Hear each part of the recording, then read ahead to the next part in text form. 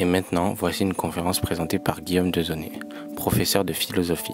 Sa conférence a pour sujet le christianisme contre la préférence nationale. Alors, bonjour à tous et merci beaucoup de m'accueillir parmi vous.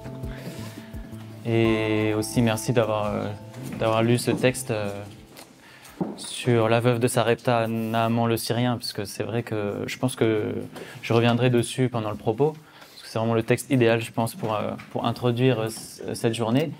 Et donc voilà, le thème qu'on a choisi, ce serait ça, le christianisme contre la préférence nationale. Vous sentez qu'il va être question de politique contemporaine, parce que la préférence nationale, c'est, on va dire, le leitmotiv de l'extrême droite française, européenne. C'est leur solution apparemment à tous les problèmes du monde. Il se trouve que l'extrême droite est plutôt montante en Europe actuellement. Donc c'est un sujet, on va dire, un peu central des questions politiques contemporaines.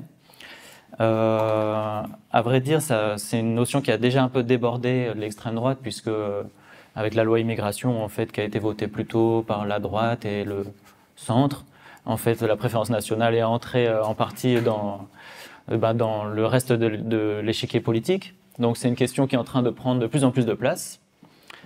Et du coup, j'aimerais qu'on y réfléchisse ensemble à partir de l'Évangile.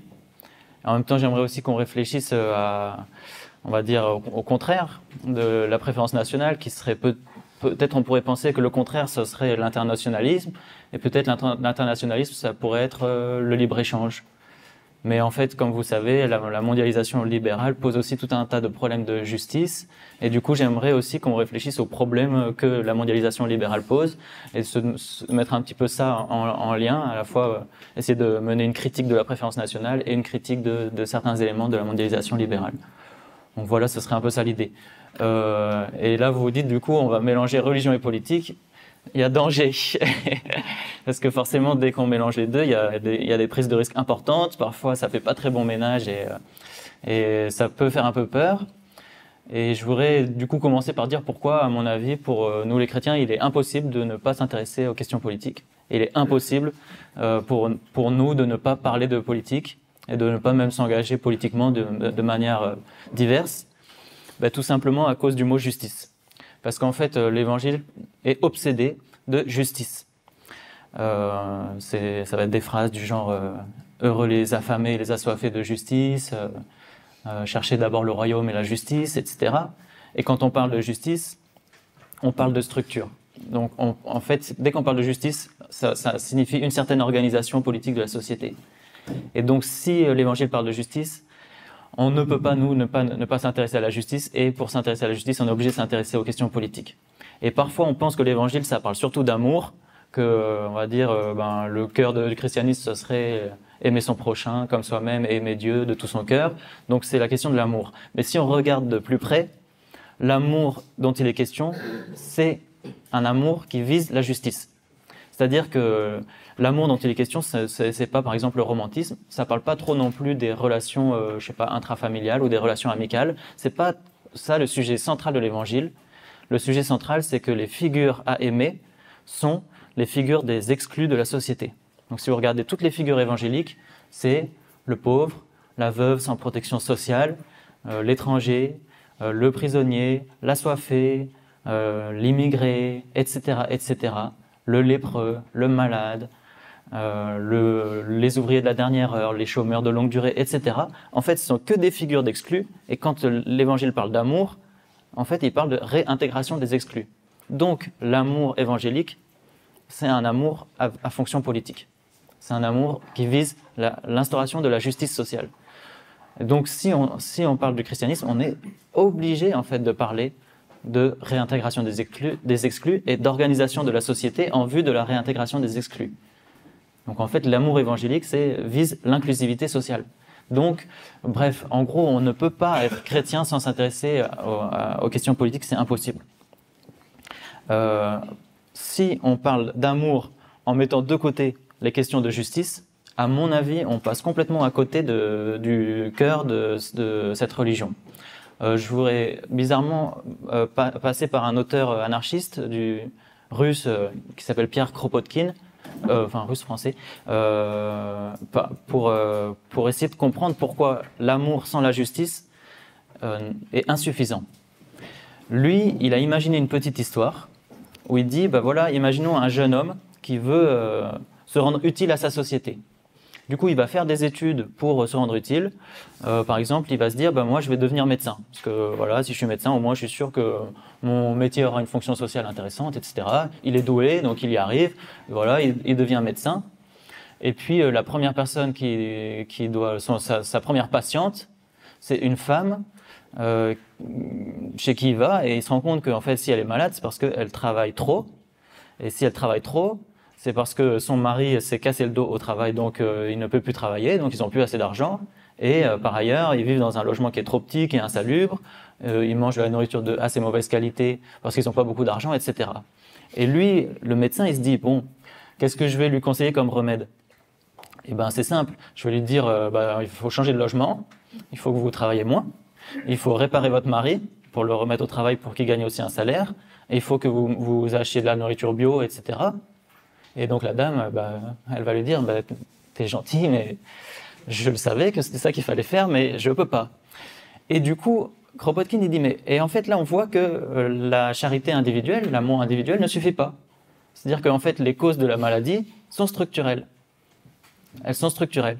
Elles sont liées à une certaine organisation du travail. Et du coup, en fait, le médecin, s'il veut vraiment soigner cette personne, il suffit pas qu'il soit médecin en fait.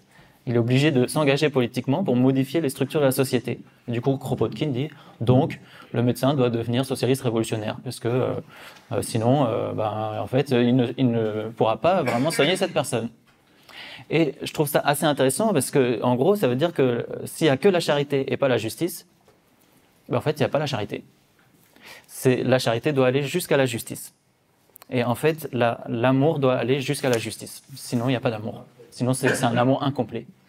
Et même si les, on va dire, privilégiés de la société font des actes d'amour sans s'occuper de la justice, c'est un peu facile, on va dire. C'est-à-dire qu'eux, ça leur coûte pas grand-chose. Et peut-être ils auront bonne conscience, mais en attendant, ils n'auront pas été jusqu'au bout de l'amour. Et par exemple, ce qu'on appelle la doctrine sociale de l'Église catholique, donc tous les textes qui s'intéressent aux questions politiques.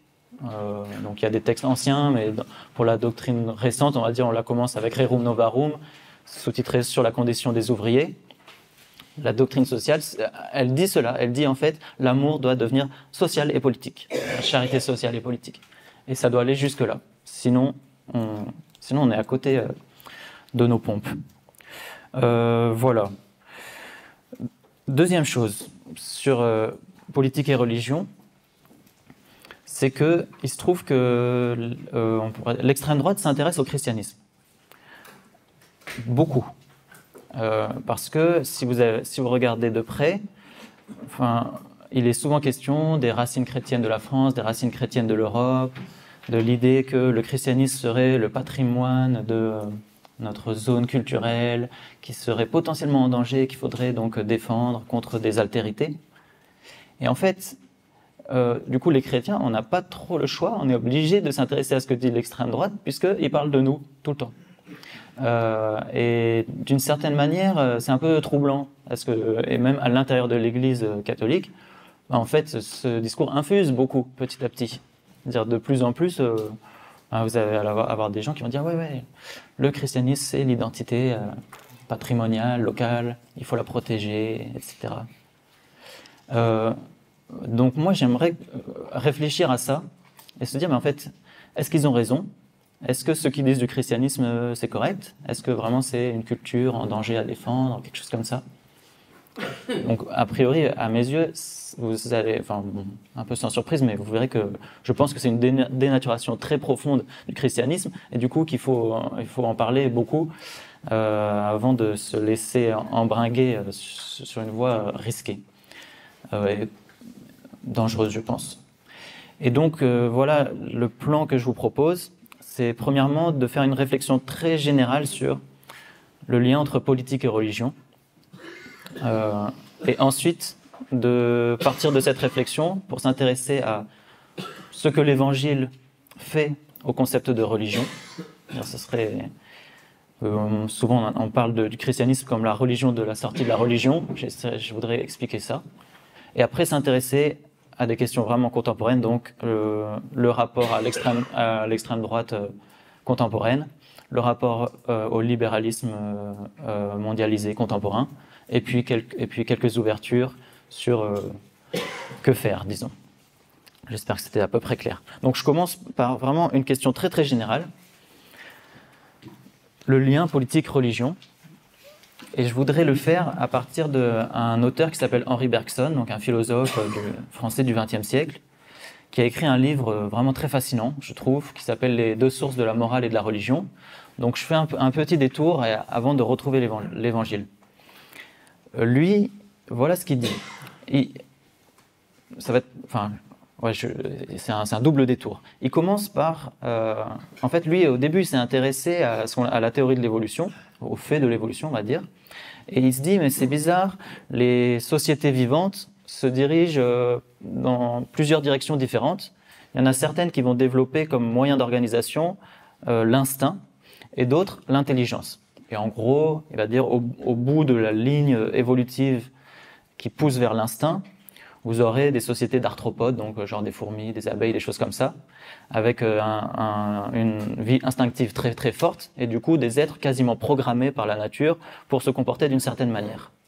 De l'autre côté de la ligne d'évolution qui déploie l'intelligence, vous aurez en gros les sociétés humaines, et peut-être un peu avant, les sociétés de grands singes, etc. Vous pouvez imaginer qu'une société qui est intégralement régie par l'instinct, c'est probablement plus facile en termes d'organisation politique. C'est-à-dire qu'en gros, si tout le monde sait à peu près ce qu'il doit faire et qu'il n'en dévie pas trop, bah, probablement la société sera mieux organisée. C'est pas totalement vrai, parce que parfois, apparemment, il y a des révolutions chez les abeilles, c'est un peu le bordel, etc. Mais globalement, c'est assez bien fonctionnel. Il n'y a pas d'abeille qui se dit ah ben, je vais faire complètement autre chose de ma vie, j'en ai marre d'être ouvrière, je sais pas, je veux butiner un autre type de fleurs, etc. Il n'y a pas ça en fait. Il n'y a pas la possibilité. Donc c'est des sociétés bien organisées, bien fonctionnelles. Par contre, si vous développez l'intelligence, bah, d'un coup, ça devient risqué. Vous comprenez bien que si quelqu'un n'est plus programmé par un instinct, mais il peut faire à peu près ce qu'il veut, bah, probablement la société risque de se démanteler plus facilement. L'individualisme est plus facile, on va dire, et ça va être plus possible pour un être de se dire bon bah moi j'en ai marre de faire ça, je veux vivre autrement, etc. Et Bergson, en gros, il va s'intéresser aux manières que les sociétés humaines ont de se réguler pour ne pas trop partir en cacahuète. Et il va se rendre compte que du coup la morale et la religion ont un rôle absolument central dans cette affaire. Et comment ? De plusieurs manières. Il va dire si un être est intelligent, en fait avant de faire un acte, il va le prévoir. Par exemple, je sais pas, une abeille qui construit la ruche, elle fait pas un plan de la ruche avant de faire la ruche, elle fait la ruche, point. Nous, si on fait une maison, on fait d'abord le plan de la maison, on va d'abord se former chez les maçons, etc., pour savoir comment faire, etc. Ça va prendre tout un temps de prévision, donc on passe notre temps à se projeter vers le futur pour agir. Et du coup, Bergson, il dit, ben, c'est un objet de prévoir. Ça pose tout un tas de problèmes. Premièrement, par exemple, si on prévoit, petit à petit, on va devenir conscient que en fait, au bout de la prévision, on va mourir à un moment. Donc les sociétés intelligentes vont devenir conscientes de leur propre mort. Or, petit problème, c'est que c'est potentiellement très désespérant. Et donc, une des sources de la religion, c'est de trouver une solution au problème de la conscience de la mort. Et du coup, Bergson va dire bah, toutes les sociétés vont développer une idée d'après la mort qui va permettre d'adoucir cette violence qu'est la conscience de la mort et qui va permettre de ne pas complètement désespérer. Du coup, hop, toutes les sociétés se mettent à développer des croyances d'après la mort. Première fonction sociale de la religion, nous protéger contre la conscience de la mort.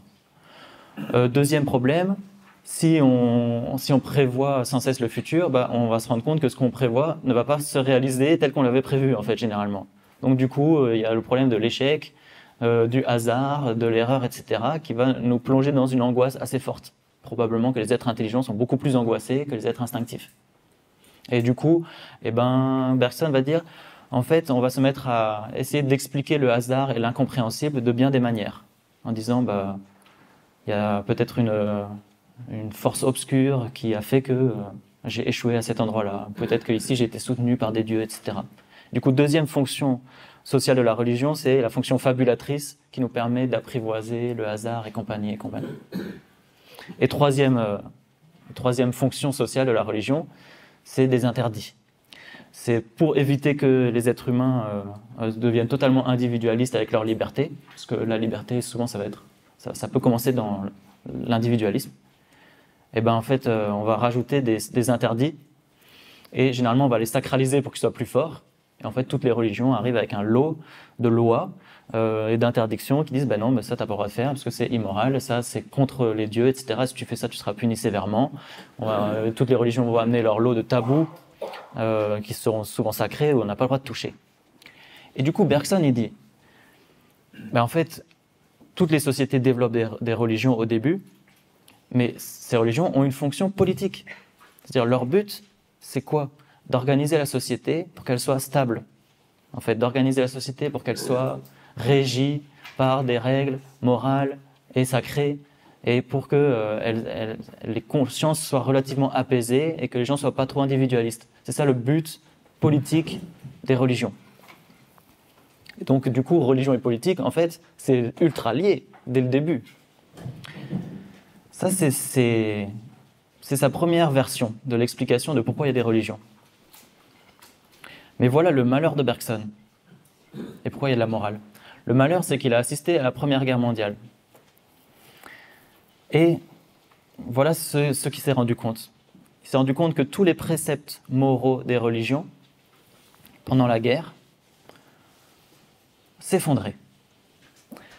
Et que à tous les enfants à qui on avait enseigné la morale et des règles sacrées dans leur enfance, dès que c'est la guerre, on leur enseignait tout l'inverse. C'est-à-dire qu'on leur a dit, il ne faut pas voler, il ne faut pas mentir, il faut être gentil, il faut être serviable. Mais dès que c'est la guerre, on leur dit, il faut faire l'inverse. Il faut tuer, il faut trahir, il faut mentir contre les ennemis. Et en fait, Bergson se dit, mais attends. En fait, les règles morales des religions, est-ce qu'elles sont universelles ou est-ce qu'elles sont destinées à une société tout court, à une société contre les autres sociétés ? Et en fait, Bergson va dire la guerre révèle la nature hypocrite, ou plutôt la nature close, des morales et des religions.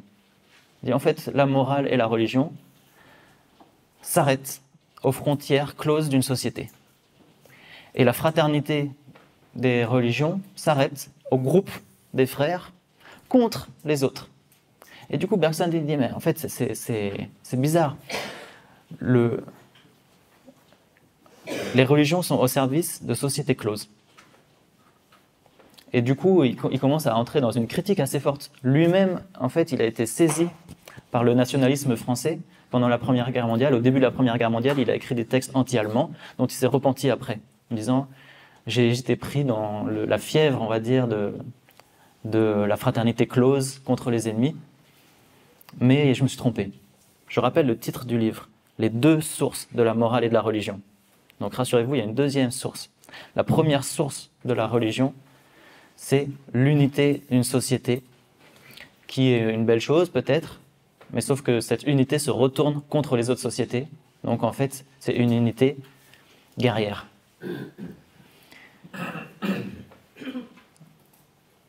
La deuxième source, elle est fort différente. C'est que Bergson, il se rend compte de ceci.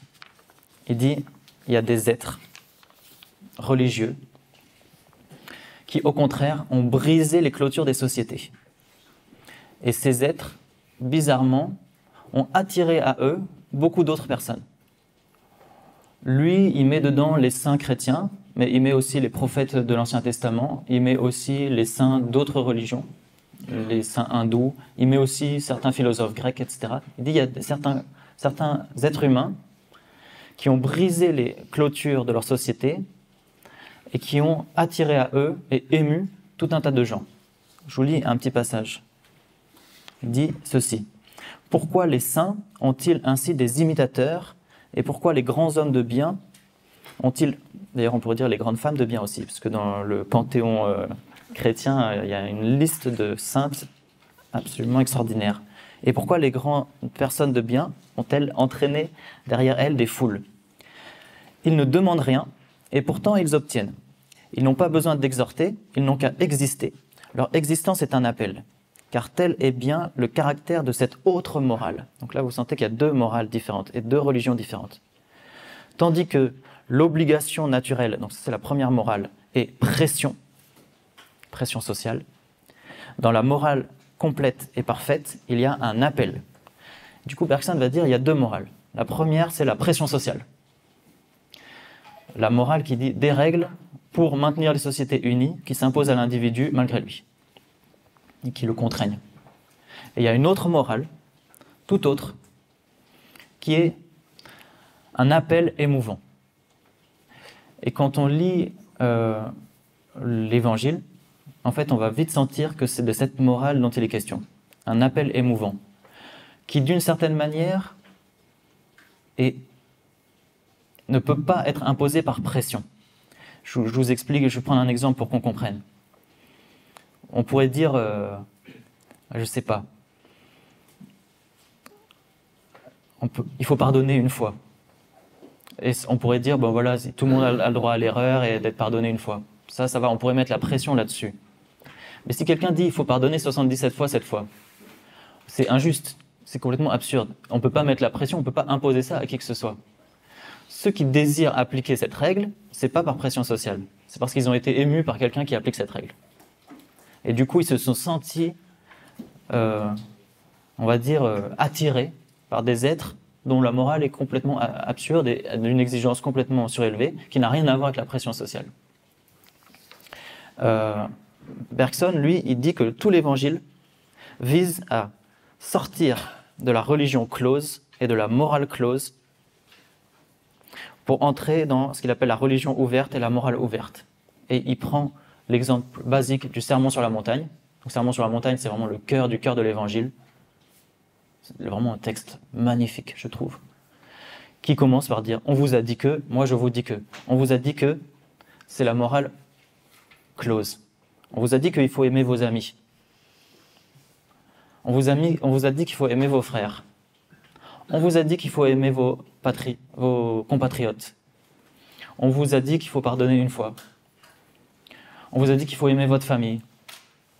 Moi, je vous dis, sortis de la clôture.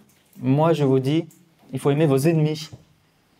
Il faut aimer l'étranger, le non-compatriote. Il faut pardonner 77 fois cette fois. Il faut aimer l'étrange. Il faut briser les clôtures de la société. Et après, l'application, elle est visible directement dans l'Évangile et dans le texte qu'on vient de lire. On va dire, le texte qu'on vient de lire, c'est eh ben, ouais, on a un prophète dans notre pays, c'est la classe.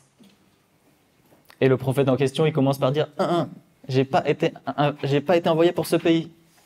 J'ai été envoyé pour l'ouverture de ce pays à tous les autres pays.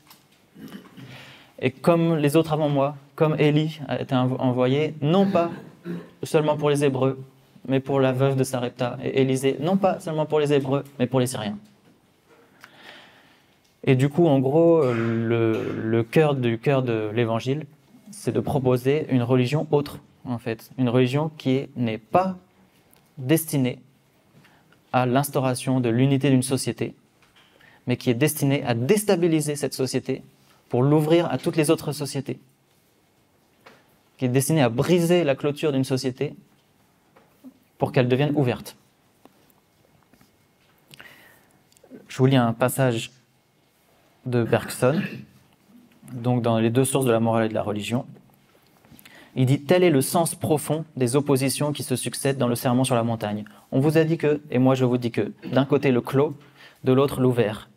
La morale courante, la première morale, n'est pas abolie, mais elle se présente comme un moment le long d'un progrès. On ne renonce pas à l'ancienne méthode, donc ça ne veut pas dire que l'ancienne morale ne vaut rien, mais on l'intègre dans une méthode plus générale, comme il arrive quand le dynamique résorbe en lui le statique, devenu un cas particulier. Donc en gros, il est en train de dire la morale évangélique propose un très large élargissement de la morale et de la religion. Ok. Du coup, ça, c'était la première présentation. Le lien entre politique et religion, il est très fort. Dès le début, les religions sont politiques, mais bizarrement, le christianisme et en fait d'autres religions aussi le font, parce que les autres religions aussi sont traversées par cette division, le clos et l'ouvert. Et nous-mêmes, le christianisme, ça peut devenir une religion close. Le christianisme identitaire qui dit « nous sommes une culture à défendre et un patrimoine contre les autres », ce n'est rien d'autre qu'une religion païenne de base, en fait. C'est un christianisme païen. C'est une religion statique, pratique, qui vise à défendre une société quand elle se sent insécure. C'est pas du tout original, en fait. Et les autres religions sont traversées des mêmes problèmes. Et on pouvait avoir un islam identitaire, clos, qui va dire « nous, les frères, contre les autres », et vous avez un islam universel, qui va dire bah, « il y a un seul Dieu, donc tous les hommes sont frères ». Vous avez en fait, la question n'est pas tellement de dire quelle est la bonne religion contre l'autre religion, c'est plutôt à l'intérieur de chaque religion, qu'est-ce qui est de l'ordre du clos, qu'est-ce qui est de l'ordre de l'ouvert. Donc maintenant, je voudrais m'intéresser du coup à l'évangile spécifiquement, en disant pourquoi le christianisme propose une religion de la sortie de la religion. Je crois que c'est Marcel Gauchet qui avait utilisé cette expression, mais je la trouve pas mal en fait. Religion de la sortie de la religion. Parce que si religion, ça veut dire voilà, clôture sur soi et pression sociale, bah, du coup le christianisme tente une sortie de ça. Je voudrais le faire à partir d'une idée simple, la définition de ce que c'est que le prochain. Puisque nous, bah, le cœur du cœur de l'évangile, c'est aimer son prochain comme soi-même. Mais qu'est-ce que c'est que le prochain ? Question compliquée, à laquelle Jean-Marie Le Pen avait une réponse, qui était la suivante. En gros, le prochain, c'est celui qui est proche de moi. Donc, mon frère est plus mon prochain que mon voisin est plus mon prochain que quelqu'un de plus lointain, et mon compatriote est plus mon prochain qu'un étranger, et ainsi de suite. Et du coup, ben, il est logique que si je m'intéresse à mon prochain, je ne m'intéresse pas à mon lointain.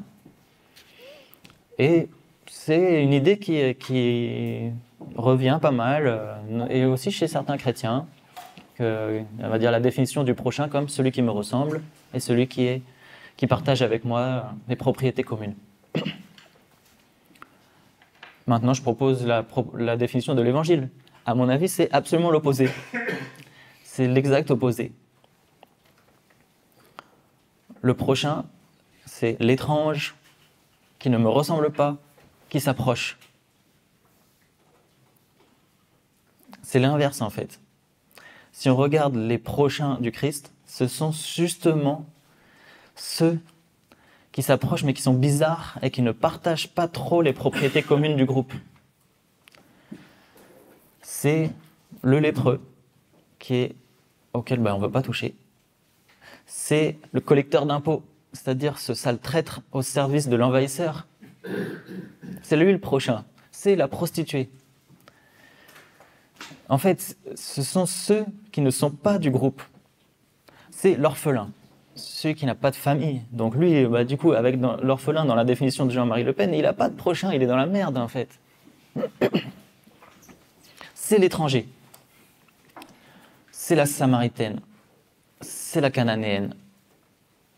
C'est-à-dire ceux qui sont un peu d'une autre religion. C'est eux les prochains, en fait. Donc c'est toujours, non pas le propre, mais le proche. Non pas celui qui partage les propriétés communes avec moi, mais celui qui ne les partage pas, mais dont il se trouve que je suis proche parce que soit il est venu me voir, soit je suis passé à côté de lui. Le Samaritain, le bon Samaritain, c'est avec la définition, mais c'est qui le prochain, c'est qui le prochain ? Si le grand prêtre et le lévite, etc., ne veulent pas s'occuper de lui, c'est parce qu'ils ne partagent pas les propriétés communes et qu'il est impur. Donc du coup, c'est risqué d'aller toucher à cette personne. Donc, on s'aveugle, on ne le voit pas. Mais le Samaritain, qui justement ne partage pas les propriétés communes, en tout cas qui appartient à un autre groupe, c'est lui qui devient le prochain, parce que lorsqu'il a vu quelqu'un qui souffrait, il s'est dit, je l'ai vu. Une fois que je l'ai vu, il s'est approché. Il est proche, une fois que je l'ai vu. Je peux faire semblant de ne pas l'avoir vu, mais je triche. S'il arrive que, par exemple, on passe devant un SDF mais qu'on n'a pas d'argent et du coup on est embarrassé, on va faire semblant de ne pas le voir. On ne va pas le regarder dans les yeux parce qu'on sait très bien que si on le regarde dans les yeux, il est devenu le prochain. Il s'est approché et on s'est approché. Donc c'est bon, on est proche. Donc c'est foutu. Nous sommes désormais responsables. Il y a un philosophe juif magnifique qui s'appelle Emmanuel Levinas qui a beaucoup écrit là-dessus. Parce qu'il s'est beaucoup demandé, mais c'est quoi le prochain? Et il dit, c'est le visage qui me déstabilise. Il dit, le visage me vise. C'est-à-dire que quand un visage m'a vu, alors je vais prendre un exemple. Si vous regardez n'importe quel objet, vous ne serez pas déstabilisé ou troublé, parce que l'objet ne vous regarde pas. Mais si vous regardez un visage, le visage, lui, vous regarde. Il vous vise. Et du coup, il vous déstabilise. On ne peut pas rester comme on est lorsqu'un visage nous vise. Vous ne pouvez pas être devant un visage sans rien faire. Dès qu'il y a un visage, vous vous sentez 1000 obligations envers la personne qui vous vise. Et Lévinas dit, le visage d'autrui, il est vulnérable, c'est la seule partie nue de notre corps. Il est fragile et pourtant impérieux. Parce qu'il s'impose à nous d'une certaine manière. Une fois qu'il nous a visés, nous devenons responsables de lui. Le prochain, c'est ça. C'est l'autrui qui me déstabilise et qui m'oblige, en fait. Je vais vous lire un texto qu'on m'a partagé. Vous allez me dire ce que vous en pensez.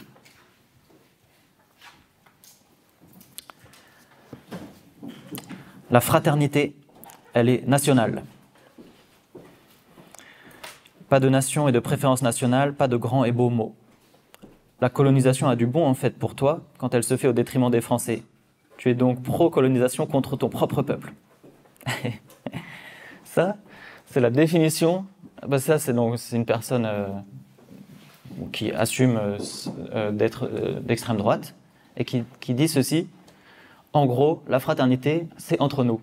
Au-delà, on ne peut pas être frères, parce que c'est les lointains. Et en fait, ce genre de discours, personnellement, je l'entends de plus en plus actuellement. Disant, on ne peut pas être frère avec tout le monde, c'est pas possible. Ben, ok, mais en tout cas, l'évangile dit l'inverse, pile l'inverse. Deuxième chose. Le soin du prochain n'est pas qu'une question d'amour individuel, mais également une question de justice. J'en tiens pour preuve.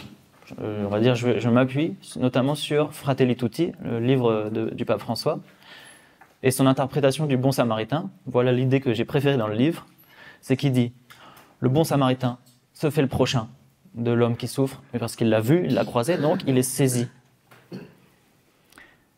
Attendez, je me perds un tout petit peu, mais là je suis en train de penser à un film, je voudrais en parler avant de parler de Fratelli Tutti. Je fais un petit décalage. Il y a un film des frères Dardenne qui s'appelle Le gamin au vélo, vraiment qui est d'une beauté absolue, je trouve. Où voilà ce qui se passe. Il y a un gosse qui est en foyer parce que sa famille, elle est instable. Et il se trouve que son père ne veut pas de lui. Il ne veut pas de s'en occuper. Et du coup, lui, il attend son père à l'infini. Il attend, il fugue pour le retrouver. De temps en temps, il le croise, mais... Et son père, il n'ose pas lui dire explicitement. Il lui dit « Ouais, je t'appelle », mais il ne l'appelle pas. Super, hein. Vous voyez, le double abandon. Premier abandon en foyer, deuxième abandon de faire des fausses promesses à un gosse. Et ce gosse, à un moment, il fait une fugue et il se retrouve dans chez un dentiste ou une salle d'attente. Et donc, il est poursuivi par les éduques.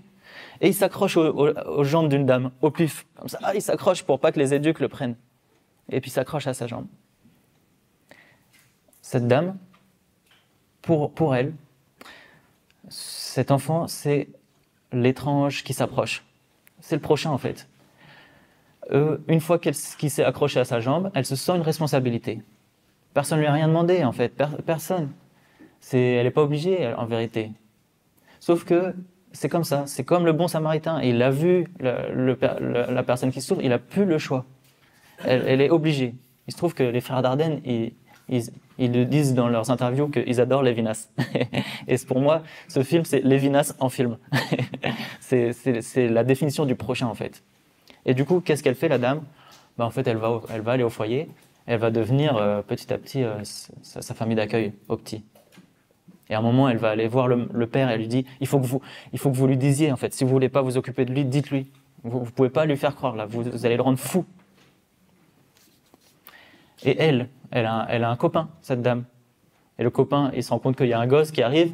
Vous imaginez un gosse comme ça, c'est pas les plus faciles à gérer, a priori, vu qu'ils sont totalement déstructurés psychiquement. Donc il est chiant. Oui, c'est normal. Et du coup, le copain en question, il est là. Et lui, il avait une fille sympathique avec une femme charmante. Et puis là, d'un coup, il se retrouve avec un mioche insupportable qu'il n'a pas demandé. Donc il n'en peut plus. Et il lui dit écoute, maintenant, c'est lui ou c'est moi. Et elle dit c'est lui. Parce que c'est le prochain qui s'approche. Elle peut plus dire non, en fait. Et c'est ça pour moi une scène, une sorte de condensé de christianisme intense et troublant. Je reviens à Fratelli Tutti. Voilà ce que dit le pape dans le texte, un truc magnifique. Il dit en fait, le bon samaritain, il peut pas tout faire, mine de rien. Parce que déjà, il a une vie et un métier, et il n'a pas que ça à foutre de s'occuper de cette personne. Il le fait parce qu'il est obligé, parce que c'est le prochain qui s'approche. Mais il peut pas tout faire tout seul. Donc, il l'amène à l'auberge. Et le pape François, il dit, ça veut dire que la charité individuelle ne suffira jamais. Il faut des structures organisées, sociales, politiques, qui complètent la charité individuelle et la rendent durable, en fait, et possible. Je sais qu'ici, il y a des gens de JRS Welcome. C'est ça le sujet central de ce genre d'association. C'est comment faire pour organiser, en fait, la bonté pour qu'elle soit tenable, durable, solide, structurelle. Et je trouve ça vraiment très intéressant. C'est vraiment, l'amour individuel ne suffit pas. Il nous faut des structures. Il faut organiser la société, les associations, les lois, etc. Par exemple, actuellement, la plupart des associations caritatives se plaignent que l'État se repose sur elles de ces tâches sociales en disant ok, Secours catholique, gérez les SDF s'il vous plaît, les restos du cœur, etc., etc. Et les assos disent mais on peut pas, en fait, on peut pas tout faire, en fait. Et on a besoin d'un cadre social. Nous, on était là juste en transition, normalement. On était là en transition pour que ça s'institutionnalise dans la société et que petit à petit, il n'y ait plus besoin, en fait, de nous. Et là, vous faites tout l'inverse. Vous déléguez, vous réduisez les services publics et vous reposez sur nous. Mais ça ne peut pas marcher comme ça. Il y a Martin Luther King qui a fait une interprétation du bon samaritain encore plus puissante, je pense, que le pape François. Parce qu'il a dit, si on va jusqu'au bout de la charité envers ce monsieur blessé, il ne faut pas juste l'auberge, il faut rendre les routes sûres. Donc il faut organiser la société pour que cette route soit dénuée de banditisme. Et c'est l'amour social et politique. Ça va jusque-là, en fait. Et le Martin Luther King, il dit, là, au nom de son christianisme, il dit, on va réorganiser les lois de la société américaine. Parce que l'amour, c'est pas juste la charité, c'est l'organisation de la justice. Après, j'ai aussi entendu une interprétation de Margaret Thatcher, du bon samaritain, qui a dit « Mais le bon samaritain, il n'était pas seulement bon, il était aussi riche. Il avait de l'argent, parce qu'il a pu payer l'auberge. Et donc, il faut des riches pour prendre soin des pauvres. » C'est ça le problème avec l'évangile, hein. On peut l'interpréter un peu dans tous les sens. Après, choisissez. Voilà.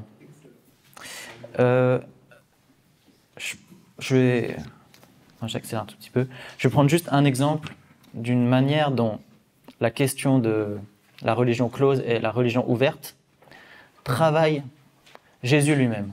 En fait, si vous lisez la Bible, donc la Bible juive, il y a une tension perpétuelle dans la Bible juive sur cette question, où par certains côtés, la Bible juive défend une sorte de préférence de Dieu pour un peuple particulier et la protection de ce peuple contre les autres. et en même temps l'appel perpétuel à l'ouverture de ce peuple et à l'amour des étrangers et de dire l'étranger doit être chez toi comme toi. Donc il y a les deux un peu dans la Bible, il y a un mélange, et Jésus lui-même est travaillé par cette tension. Et il y a un texte, je trouve, qui montre bien ça, c'est le texte de la Syrophénicienne, où il y a une femme étrangère qui demande une guérison par Jésus, et il lui dit non, non, non, moi je suis là pour les Hébreux, je suis là pour les brebis d'Israël. On verra après. Et elle dit non, non, mais d'accord, mais s'il y a des miettes qui restent du repas, ça me suffit, je prends juste les miettes.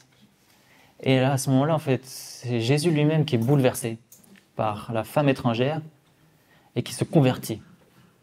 Il dit ah ouais, ah non, mais en fait non. L'amour est d'emblée universel. En fait, on va sauter l'étape de dire, on va pas dire d'abord l'amour pour les Hébreux et ensuite la suite. En fait, la Syrophénicienne, une femme étrangère, convertit le Christ à l'amour ouvert, on pourrait dire, et précipite le christianisme dans une religion de l'universalité, directement. Mais ce qui est intéressant, c'est que d'une certaine manière, c'est une rencontre qui modifie un peu la pensée de Jésus lui-même. Et je trouve ça assez intéressant que, d'une certaine manière, ça va être des actes et des rencontres qui vont précéder la pensée, plutôt que l'inverse. Voilà. Je passe du coup à mon troisième point, le rapport entre le christianisme et l'extrême droite contemporaine. Pour moi, au final, je l'ai déjà dit un peu, mais du coup, il y a deux définitions de la religion. Premièrement, on peut définir la religion comme la culture d'un peuple, le moyen d'unifier un peuple, par des rites, des interdits, etc., une culture commune. C'est la définition classique, on va dire, d'une religion païenne classique. Et il me semble que ce que veut l'extrême droite, c'est utiliser le christianisme de cette manière-là.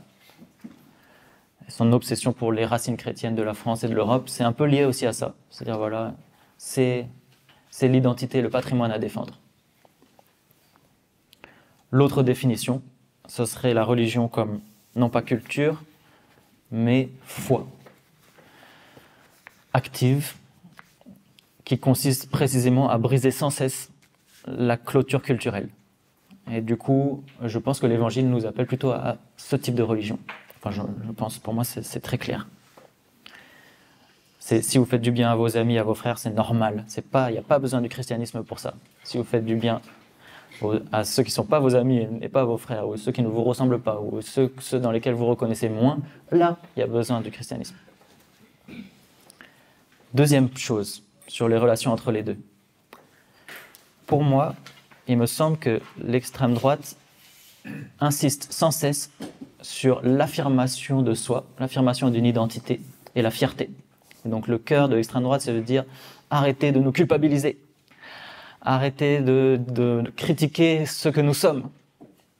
Or, pour moi, l'évangile consiste justement à ne pas se défendre, mais à s'attaquer. Christianisme, c'est un appel perpétuel à la conversion. Donc ça veut dire qu'on ne vit pas comme on devrait vivre. Jamais. Le christianisme, ce n'est pas un moyen de se défendre, c'est un moyen de s'attaquer. Il y a le pharisien qui dit « Oh, qu'est-ce que je suis beau, qu'est-ce que je suis grand, merci mon Dieu de m'avoir donné toutes ces qualités. » Il y a le publicain qui dit « Je ne vis pas comme je vis, comme je devrais vivre. Prends pitié. » Le christianisme, c'est ça. Alors, je ne sais pas trop. Par exemple, la culpabilité coloniale. L'extrême droite va sans cesse dire « Arrêtez de nous culpabiliser, ça va, c'est le passé, on ne va pas en parler à l'infini. » Si. On en parlera tant que ce ne sera pas réglé, en fait.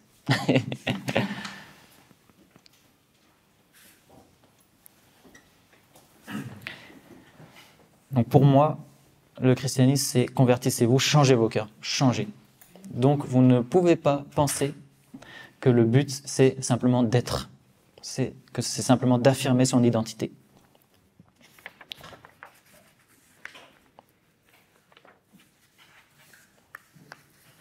Troisième point.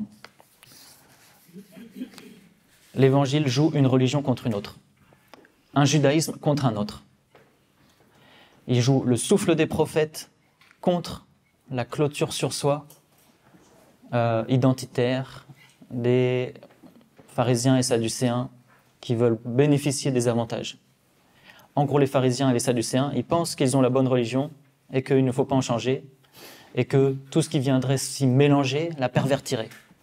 Et l'Évangile dit non, non, absolument pas, c'est l'inverse. Vous pensez que vous avez la bonne religion, vous ne l'avez pas. Ce n'est pas la bonne religion. Il faut se convertir, changer vos cœurs. Et l'autre religion, c'est le souffle des prophètes. Mais qu'est-ce que c'est qu'un prophète? C'est quelqu'un qui montre à une société qu'elle est contradictoire avec ses principes, qu'elle n'est pas à la hauteur de ses principes. Un prophète, c'est quelqu'un qui attaque une société, sans cesse. Il est méchant. Et le christianisme joue le judaïsme méchant contre le judaïsme identitaire. Le christianisme d'auto-attaque. Et il dit quoi, en fait? Il dit, par exemple, si vous voulez être à la hauteur de vos principes, alors il est anormal que les grands prêtres donnent beaucoup d'argent au temple et que la veuve ne donne pas d'argent, parce que si vous n'étiez pas en contradiction avec vos principes, le riche ne serait pas aussi riche et la veuve, elle serait sous protection sociale, donc elle aurait plus d'argent. Donc, vous êtes en contradiction avec votre religion. Le christianisme, ou le judaïsme évangélique dit préférence pour les étrangers, préférence pour les bizarres, préférence pour les exclus, et non pas préférence nationale. Préférence pour les pauvres. Dans la loi immigration qui est passée récemment, comme vous savez, on a ajouté des clauses de conditionnalité à l'accès aux aides des étrangers, qui sont notamment une durée infinie à passer sur le territoire et une durée de travail importante. Mais qu'est-ce que ça signifie concrètement? Ça veut dire que des gens pauvres sont appauvris par la loi. Ça veut dire ça, en fait. C'est-à-dire que des gens qui ont des difficultés à trouver des logements et des emplois, on va leur dire, on augmente leurs difficultés, en fait. Ça veut juste dire ça. On est en contradiction frontale avec nos principes, en fait. Donc il faut des prophètes qui nous attaquent. Promotion des femmes, des étrangers, des mal vus. Attaque des bien-pensants. C'est ça l'Évangile. Quatrième point. L'Évangile ne consiste pas seulement à attaquer, mais à s'attaquer. C'est-à-dire que nous, en fait, personne n'est à la hauteur de l'Évangile, en fait. Lire l'Évangile, c'est globalement, souvent dit, je sais pas, la religion, c'est pour, ça sert à, je sais pas, se faire du bien, etc. Moi, je trouve que c'est, en un certain sens, se faire du mal. C'est, en un certain sens, c'est-à-dire avoir l'esprit un peu brisé, parce que c'est trop exigeant, en fait. Quiconque lit l'Évangile se dit, mais waouh, je ne suis pas à la hauteur, en fait, du tout. Mais ça ne se fait pas sous la forme de la pression sociale, ça se fait sous la forme de l'émotion. C'est-à-dire qu'on a envie, en fait, d'être à la hauteur quand on lit l'Évangile. C'est pas sous la forme de la pression. Mais du coup, voilà ce que j'aimerais dire. Lutter contre l'extrême droite, ça n'est pas juste lutter contre les méchants, c'est lutter contre l'extrême droite à l'intérieur de nous. C'est l'ennemi intérieur, c'est l'extrême droite. Voilà ce que je dirais, moi. Mais ça veut dire quoi, à l'intérieur de nous? Qu'est-ce qu'il y a? Il y a du racisme, il y a du sexisme, il y a de l'homophobie, il y a du validisme. Il y a beaucoup de choses, en fait. Je vais prendre des exemples. Personne ne dit « je suis raciste ». Je connais personne qui dise ça. Mais si on y regarde de près, qui fait les basses œuvres de la société dans laquelle on vit? Qui ramasse les fraises? Des employés immigrés sans papier, parce que personne ne veut le faire. Pourquoi? Parce que c'est sous-payé et c'est pénible. Qui fait le ménage? Des femmes noires, avec des durées de contrat très courts, avec des sauts d'horaires qui ne sont pas payés, etc. Qui fait la restauration? Des sans-papiers. Parce que personne ne veut le faire, parce que c'est sous-payé et pénible. Mais qui en profite? Nous. Est-ce qu'on est raciste? Non. Mais on profite des basses œuvres déracisées de notre société. Donc on profite d'une structuration en partie raciste de la société. Lutter contre l'extrême droite, c'est lutter contre nous-mêmes. Parce qu'en fait, nous sommes pris dans ce jeu, en fait. Le christianisme fait la promotion perpétuelle des figures féminines. Est-ce que nous sommes sexistes? Personne ne dit je suis sexiste. Mais à partir du moment où on laisse sa femme faire toujours la cuisine, qu'à chaque fois qu'on cherche un objet, au lieu de le chercher soi-même, on lui dit j'ai mis où mon écharpe? Tu peux dire démerde-toi en fait. Tu peux la chercher tout seul. Les hommes bénéficient d'une structuration sexiste de la société. Les hommes exploitent les femmes. L'Église exploite les femmes, abondamment. Donc en fait, c'est on va dire, l'extrême droite, c'est un ennemi intérieur en fait.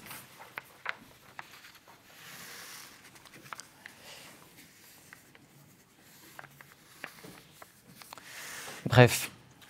Je pense que le christianisme propose un juste sens de la faute. Il y a plein de gens qui diraient « Oh là là, culpabilité judéo-chrétienne ». Un peu. C'est juste que je pense que... je ne sais pas trop pourquoi on s'est un peu trompé sur la définition des fautes. On ne les a pas mis au bon endroit. Les fautes sont sociales et politiques, principalement. Comme les prophètes le montrent bien tout le temps. Ils disent « Qu'est-ce que c'est la faute ?» C'est que tu exploites les gens chez toi. C'est ça le problème.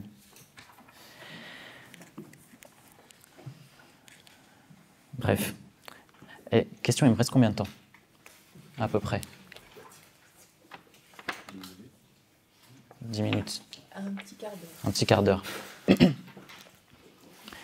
Je n'aurai pas le temps de finir, mais c'est pas grave. Je vais encore dire plusieurs choses.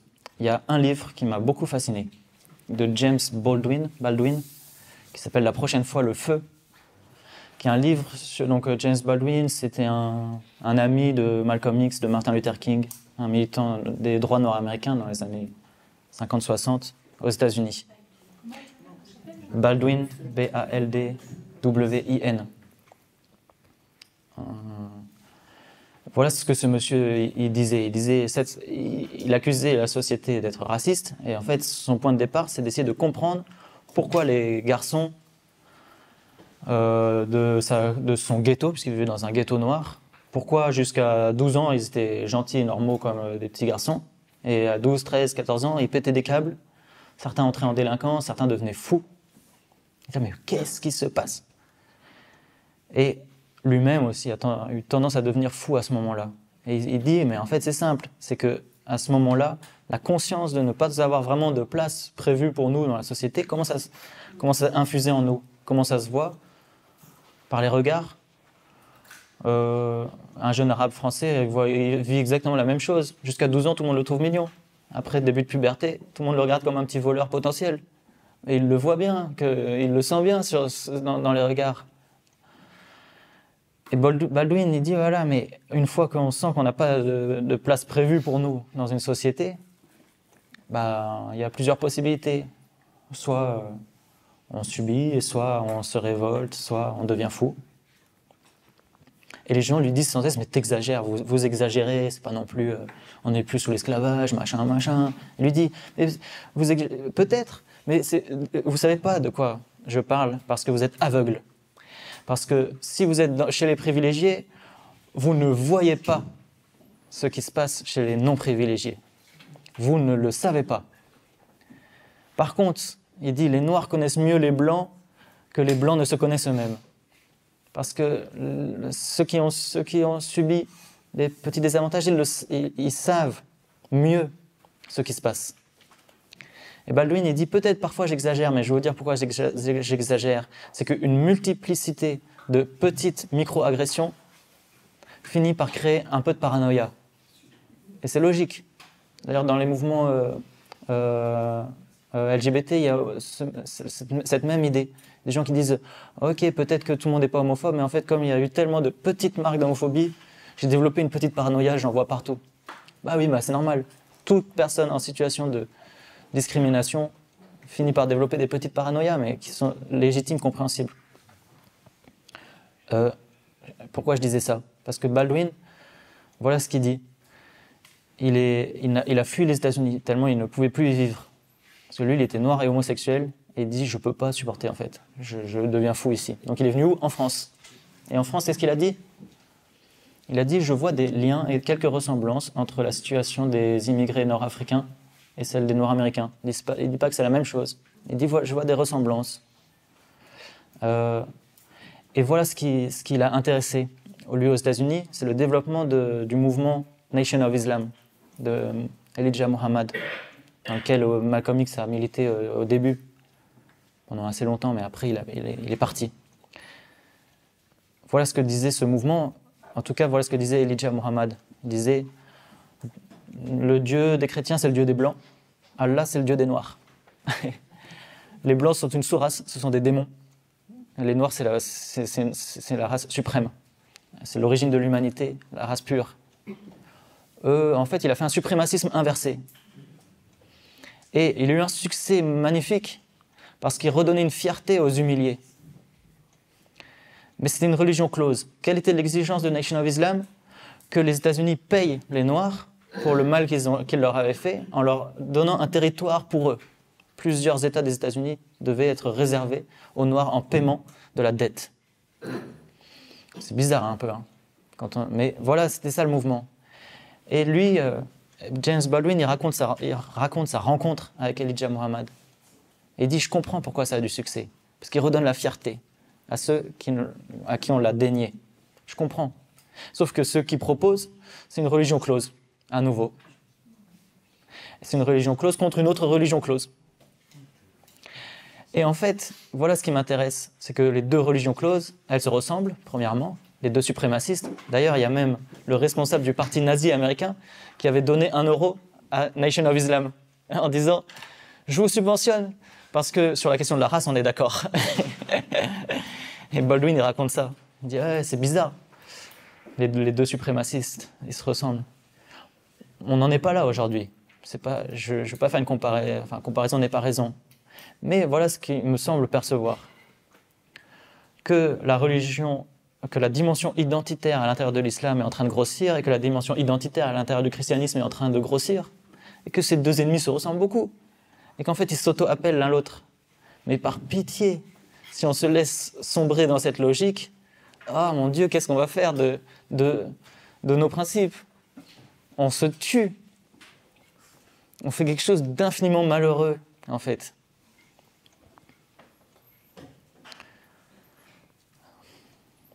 Alors que, bon sang, c'est le principe du monothéisme de dire il n'y a qu'un seul Dieu, donc tous les hommes sont frères, c'est la base du truc.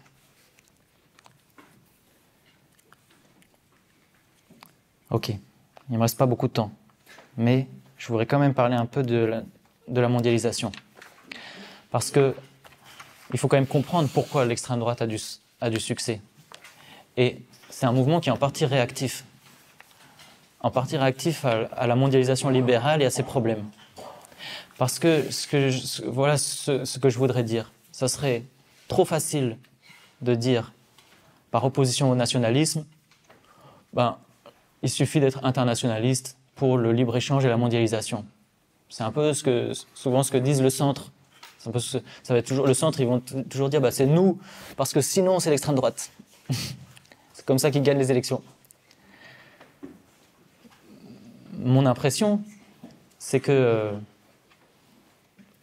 les parties contre-productives de la mondialisation suscitent les réactions de clôture.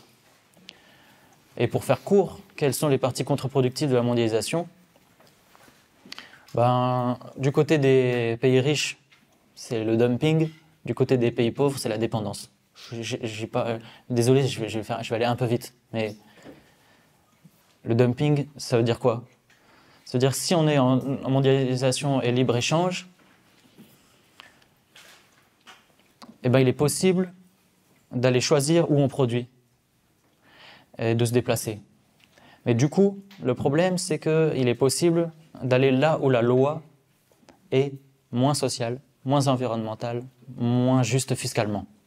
Et du coup, les 3 dumpings, on pourrait dire, les 3 problèmes majeurs de la mondialisation, c'est ça, c'est que plutôt que de payer ses impôts et de rendre un pays juste, on va aller dans un pays où il n'y a pas d'impôts ou moins d'impôts, et comme ça, on va gagner plus d'argent, mais on va appauvrir le bien commun localement. Plutôt que de produire de manière écologique selon des normes solides, etc., on va aller dans un pays où le droit est plus lâche de ce point de vue. Du coup, on pourra produire tranquillement des trucs dégueulasses. Plutôt que de payer des gens à des salaires normaux, avec des horaires de travail normaux et avec des congés payés et des trucs comme ça, on va les produire au Bangladesh, parce qu'il n'y a pas de syndicat et qu'il n'y a pas de loi, un droit social vraiment faible, et du coup ça ne coûtera pas cher, etc. Et du coup, il y a tout un tas de... Ceci va développer la pauvreté à l'intérieur des pays riches, la pauvreté dans l'abondance, comme dit Keynes. Et le quart-monde, j'ai vu qu'il y a quelqu'un qui a un pull ATD quart-monde, je ne sais plus où il est, dans la salle. Ouais, voilà, il est là, magnifique. Dès que vous êtes entré, j'ai vu, j'étais ça, c'est une association. Après, c'est pas absurde que les perdants de la mondialisation, ceux qui subissent le dumping, ils se disent « Waouh, c'est horrible l'internationalisme, vive le nationalisme ». Si on veut attaquer, on va dire, l'extrême droite, il faut aussi s'attaquer aux problèmes de la mondialisation libérale. Il ne faut pas juste dire « Ah, c'est des méchants, ils sont clos sur eux-mêmes ». Ah oui, peut-être, mais il faut s'attaquer aux causes aussi. Si on s'intéresse à la justice, on s'intéresse aux causes. Ça, c'est du côté des pays riches. Mais qu'est-ce qui se passe du côté des pays pauvres? La dépendance.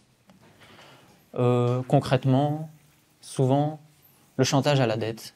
C'est-à-dire, on vous donne des capitaux, ok, si vous faites ce qu'on attend de vous, à savoir que vous spécialisez votre production dans ce qui nous arrange.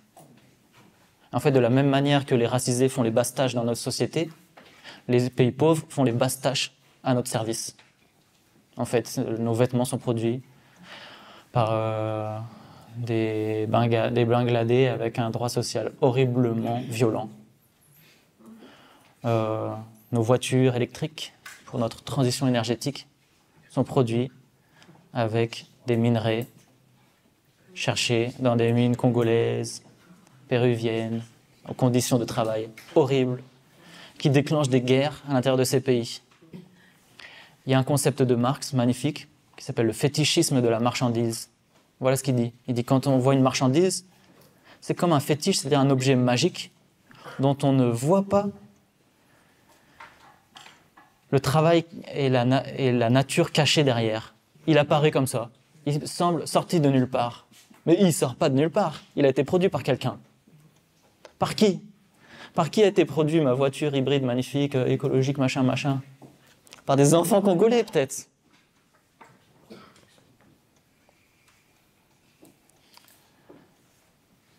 Par qui a été produit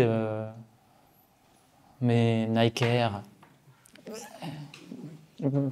Par des ouvriers, des ouvrières bangladaises. Pour 2 € de la journée, je sais pas, je connais pas les salaires. Les spécialisations des pays, par ailleurs, brisent leur organisation sociale.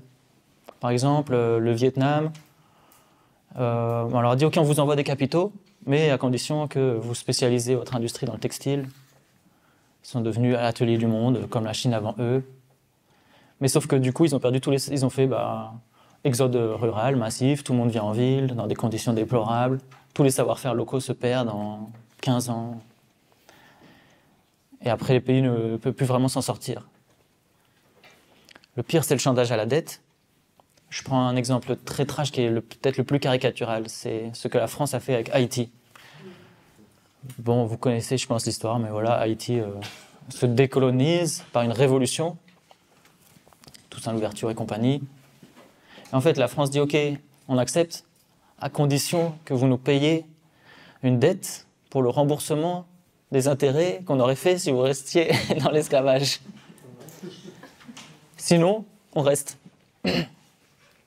Et du coup, ils nous ont payé une dette. Mais qui devait payer la dette? On aurait dû payer des compensations, et des grosses. Non, c'est eux qui nous ont payé les compensations des intérêts. Comment un pays comme ça peut sortir du sous-développement? Mais c'est impossible en fait. Il est bloqué dans la dette. La Bible parle beaucoup de blocage dans la dette. Ça commence au tout début, dans le Deutéronome. Au bout de 7 ans, tu feras la remise des dettes.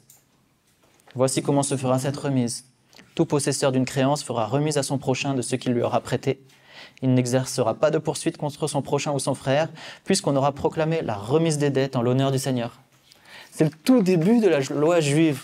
C'est la dette, c'est ce qui tue les peuples en les enfermant dans la dépendance. Il se trouve que l'intégralité de la monnaie en régime capitaliste est de la dette. Je ne sais pas si vous savez, et du coup c'est quand même un truc très bizarre. Vous allez faire un prêt, l'argent, ce n'est pas la banque qui le prend dans son coffre pour vous le donner, au contraire, l'argent n'existe pas, et du coup elle crée une dette, et elle vous le donne. L'argent, la monnaie en régime capitaliste, c'est de la dette. Pourquoi pas, mais vous comprenez que vu que ça crée des dépendances dans tous les sens, c'est risqué.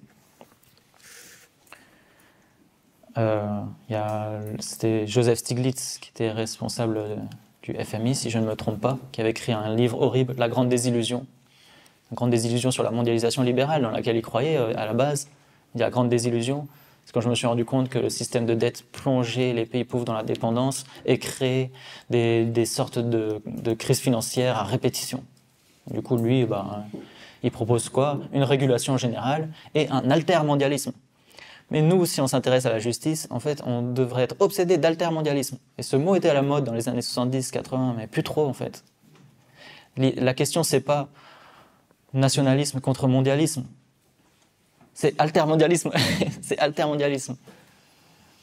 Moi, je rêve que les chrétiens soient surengagés dans l'altermondialisme. Le grand retour de l'altermondialisme. Bien. Je vais donc conclure par... Je vais conclure par une parabole. Je vais vous la lire. Il y avait un homme riche, vêtu de pourpre et de lin fin, qui faisait chaque jour des festins somptueux. Devant son portail gisait un pauvre nommé Lazare qui était couvert d'ulcères. Il aurait bien voulu se rassasier de ce qui tombait de la table du riche, mais les chiens, eux, venaient lécher ses ulcères. Or le pauvre mourut, les anges l'emportèrent auprès d'Abraham, le riche mourut aussi, et on l'enterra. Un dans le ciel, un dans la terre. Au séjour des morts, il était en proie à la torture. Levant les yeux, il vit Abraham de loin et Lazare tout près de lui. Alors il cria, « Père Abraham, prends pitié de moi et envoie Lazare tremper le bout de son doigt dans l'eau pour me rafraîchir la langue, car je souffre terriblement dans cette fournaise. » Mon enfant, répondit Abraham, « Rappelle-toi, tu as reçu le bonheur pendant ta vie, et Lazare le malheur pendant la sienne. Maintenant, lui, il trouve ici la consolation et toi la souffrance. Et en plus de tout cela, un grand abîme a été établi entre vous, pour que ceux qui voudraient passer vers vous ne le puissent pas, et que de là-bas non plus, on ne traverse pas vers nous. » Depuis 2014, il y a 30 000 personnes qui sont mortes dans la Méditerranée en essayant de faire le passage vers nous. On a fait le grand abîme. On est le riche. Et on ne veut pas de Lazare.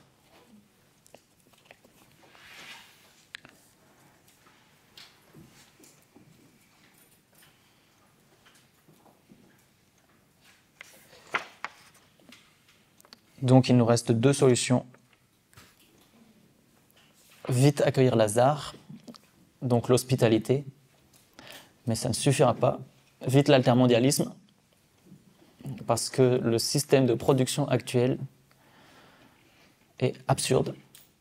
Il crée lui-même les conditions des déplacements forcés, et il est infiniment polluant.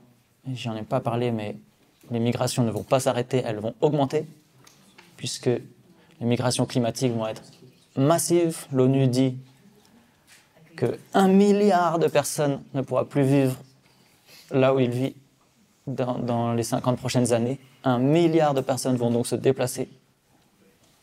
Donc, et c'est pas parce qu'on aura baissé les allocations qu'ils vont pas se déplacer, je vous assure. Donc il faut vite qu'on se dépêche de ne pas être le riche et voilà. Merci pour votre attention.